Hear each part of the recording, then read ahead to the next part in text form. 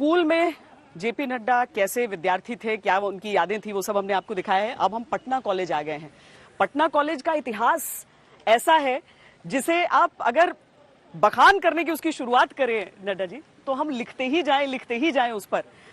हमने मास्क अभी इसलिए हटाया है कि जरा 2 गज की दूरी हमने बना ली है, थोड़ी अच्छे से बातचीत हो जाए। आप किस सब्जेक्ट में ऑनर्स था आपका यहाँ? पॉलिटिकल साइंस ऑनर्स में। अच्छा। वैसे मेरा इंटरमीडिएट में जो सब्जेक्ट था वो आर्ट्स का, सोशल साइंसेज का बेस था जी। I had economics, history and political science. History department ये ऊपर है। अच्छा। फर्स्ट फ्लोर पे हिस्ट्री डिपार्टमेंट है, उधर इकोनॉमिक्स डिपार्टमेंट है, इसके उस तरफ। बीच में ये लाइब्रेरी है, ये ऊपर वाली लाइब्रेरी है, और एडमिनिस्ट्रेटिव ब्लॉक पीछे है इसके, ये बीच में। तो मैं यहाँ हिस्ट्री की क्लासेस अटेंड करने आता था और इकोनॉमिक्स की क्लासेस अटेंड करने आता था। पॉलिटिकल साइंस पढ़ने के लिए मैं उधर जाया करता था, वो डिपार्टमेंट पॉलिटिकल साइंस का था, और इंग्लिश कंपलसरी था तो इंग्लिश पढ़ने आता था। मुझे याद है कि मैं जब ऑनर्स मैंने पॉलिटिकल साइंस लिया तो हिस्ट्री मेरा पास कोर्स था, तो पास कोर्स के भी क्लासेस लेने के लिए मैं यहीं आया करता था। लेकिन अभी जब हम लोग आ रहे थे तो अशोक राजपथ क्रॉस करके आए हैं जी। दिल्ली में वो राजपथ है जी। और आप जिस पथ पर हैं जी, आपने ये सोचा था कि मैं यहाँ पे जब पढ़ रहे हूँ, आपने वो संघर्ष जरूर करना चाहा, वो राजनीति, वो सोच, वो जेपी आंदोलन, लेकिन आपने सोचा था दुनिया की सबसे बड़ी पार्टी और उसका अध्यक्ष में एक दिन? नहीं, मैंने नहीं सोचा था। और मेरे जीवन का तरीका भी इस तरीके से रहा है कि मैंने कभी भी कोई अपने लिए कार्व आउट नहीं किया है जी। जो भी जिम्मेवारी मिलती रही वो मैं लेता रहा और मैं उसको अच्छे से निभाने की कोशिश करता रहा। इसलिए मैंने कभी नहीं सोचा था, और मैं आज भी कल के बारे में नहीं सोचता हूँ। मैं आज के बारे में अभी कैसे मैं बेस्ट परफॉर्म कर सकता हूँ इसकी ही चिंता करता हूँ। उस समय का पटना कॉलेज और आज का पटना कॉलेज, उस समय की शिक्षा, आज की शिक्षा व्यवस्था, यहाँ पर फर्क पाते हैं? देखिए, सच्चाई ये है कि मैंने आपको बताया कि मेरे 15 बैचमेट्स आईएएस निकले, 15 आईपीएस निकले, और उस समय जयप्रकाश नारायण आंदोलन भी टॉप पर था, चरम शिखर पर था, पूरे ताकत के साथ आंदोलन था। यानी जब पॉलिटिकल अपहीवल भी था तब भी यहाँ पर एकेडमिक्स के लिए जोर कितना था इसका आप समझ सकते हैं, अंदाजा लगा सकते हैं।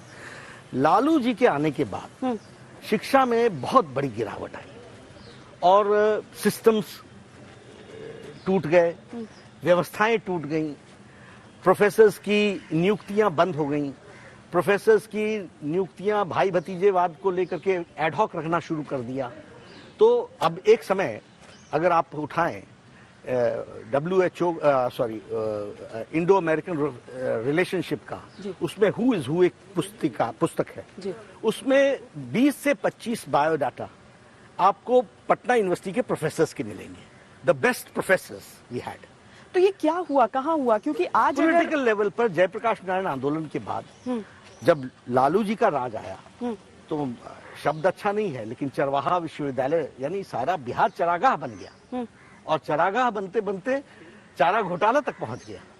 अच्छा, लोग कहेंगे कि उस वर्ग की शिक्षा के लिए उन्होंने बनाया। हाँ, ठीक है, लेकिन हुआ क्या कि जो एस्टैब्लिश चीजें थी उनको आपने कोलैप्स करा दिया।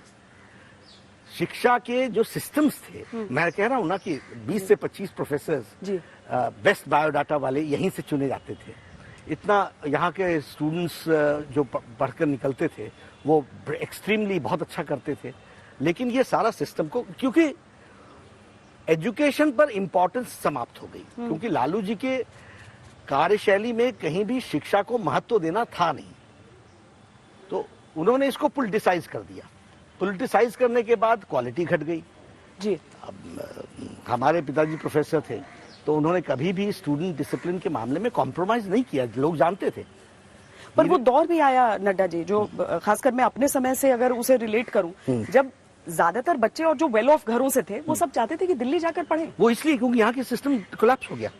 लेकिन अगर आप 80s तक की बात करेंगे तो दिल्ली जाना कम था। दिल्ली जाते थे पोस्ट ग्रेजुएशन के लिए, दिल्ली जाते थे यूपीएससी की तैयारी के लिए। अब +2 से कोशिश होती है। हाँ, +2 से सीधे। पर आप लोग कुछ कर पाए उस पर अपने सालों में? हाँ, बिल्कुल। जो एजुकेशन में 1000 crore rupees have been spent in last 3 years reestablishing system को फिर से वापस लाने के लिए। लेकिन एजुकेशन एक ऐसी चीज है और हेल्थ एक ऐसी चीज है, बनने में 10 साल लगते हैं और बिगड़ने में 5-7 साल लगते हैं। तो ये जो लालू जी का टेन्योर था, हाँ। उसमें एजुकेशन की बहुत नेग्लिजेंस हुई, और नेग्लिजेंस के उपेक्षा तो हुई इसको एक जिसको कहा जा सकता है कि एक हीन दृष्टि से देखा गया, इसको प्रायोरिटी नहीं दी। क्या है, कैसे चलेगा? प्रोफेसर्स की सैलरीज बंद हो गई, पेंशन्स बंद हो गई, and there was no priority.